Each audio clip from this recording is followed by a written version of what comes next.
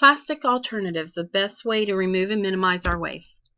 My name is Rachel Cahall, and my topic is plastic alternatives and best removal practice. I chose this topic because I want to know the best way to remove the plastic once it's used, what kinds of alternatives are available that are eco-friendly, and what can we do to help reduce the amount of plastic that's wasted. So I had a personal interest in this topic.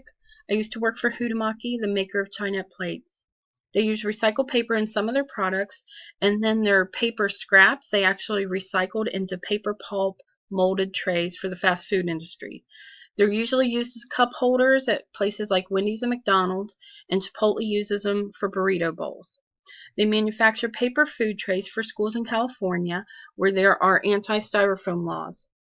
We sold molded fiber egg cartons in Europe where plastic and styrofoam are not commonly used for that.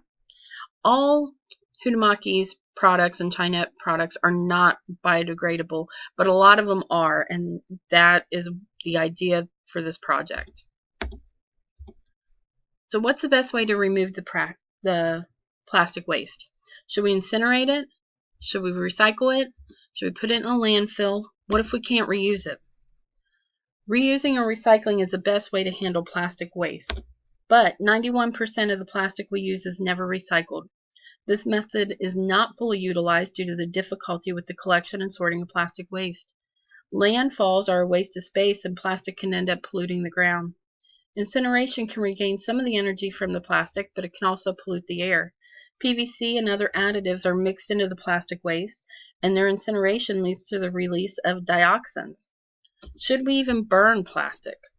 According to an article in the National Geographic site entitled, "Is Burning Plastic Waste a Good Idea?" they said that sophisticated incinerators that burn plastic and other municipal waste can produce enough heat and steam to turn turbine blades and generate electricity for the local grid. In Europe, they have strict landfillings laws for organic waste, and they burn 42% of their waste.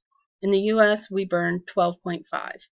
There's a downside to this waste-to-energy plants, though. They're expensive to build and operate, they charge more for loads of trash, and they need a steady stream of waste, which means they may have to import this material from far away. So what kind of alternatives are there out there? There's things called biodegradable plastics, and these are plastics that decompose by the action of living organisms. These organisms actually metabolize the plastic into carbon dioxide and water. Biodegradable plastics have the potential to solve a number of waste management issues, especially for disposable packaging that cannot be easily separated from organic waste. But there is controversy. They believe that these biodegradable plastics may release metals into the environment. Then there's edible cutlery. Edible cutlery is really cool. It's a spoon or a fork that is made from ingredients that you can eat. So after you eat whatever you're eating with the cutlery, you can eat the cutlery. If you choose to throw it away, it will biodegrade within a couple days up to a month. So it won't take up space in the landfill. The ingredients are simple with no preservatives. They lack water and moisture, and that allows them to have a longer shelf life. The ingredients are sorghum flour, rice flour, and wheat flour. They are not gluten-free, but they plan on being gluten-free eventually, and they are working on a formula that requires no wheat. So another alternative is bamboo cutlery.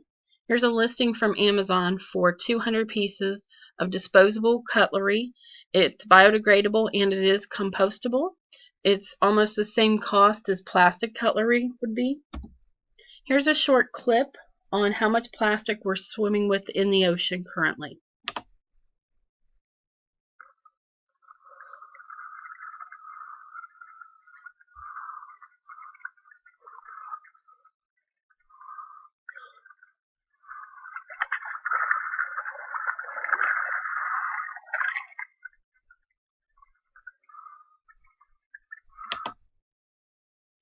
So I found an article from National Geographic that talked about ways to reduce your plastic consumption. The first suggestion is to give up plastic bags. 1 trillion plastic shopping bags are used worldwide every year. That's 1 per American per day. In Denmark, they use one person would only use 4 single-use bags a year. Skip straws unless you have a medical need, or just use paper straws. In America, we use 1.5 straws per person a day. Pass up plastic bottles. Many cities are making these, they're banning them, like places like San Francisco. Avoid plastic packaging. So when you go to the grocery and you see potatoes or other produce that's wrapped in plastic and then it comes in a plastic bag, don't buy that. Buy something else that doesn't have so much packaging. Recycle what you can. Globally, 18% of all plastic is recycled. Europe manages 30%, China 25%, the United States only 9%. Don't litter, which is a good suggestion anyway.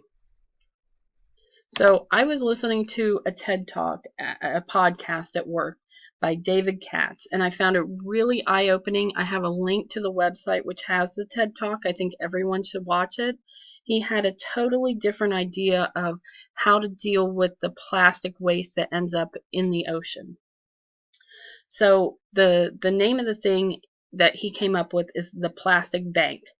And what it is, by his definition, is the world's largest chain of stores for the ultra poor. It was started by David Katz and Sean Frankson in Vancouver, Canada. It works, so in exchange for things like plastic, you can get things you need like school tuition, medical insurance, Wi-Fi minutes, cell phone minutes, power. It can all be purchased with a cryptocurrency. They're working to recycle the plastic before it ever gets into the ocean. So basically what happens is people in the community, they gather up the plastic, they take the plastic to this plastic bank, it's weighed, it's checked for quality, and then they're given electronically a cryptocurrency that they can trade in and cash in for things they need. The locations right now are in Southeast Asia, South America, China, Vietnam, Thailand, and the Philippines. Their mission is to stop ocean plastic, gathering 1 billion people together and improving lives. Plastic Bank is a root cause solution to prevent the flow of plastic into the oceans. Since 2015, they have collected 8 million pounds of material, which equates to 144 million plastic bottles. So it does work. Here's an example of how the cycle goes through. In this example, it's Haiti. The population collects the plastic, they go and exchange it, they turn the waste into social plastic, and then that plastic is used for product packaging. So thank you for listening.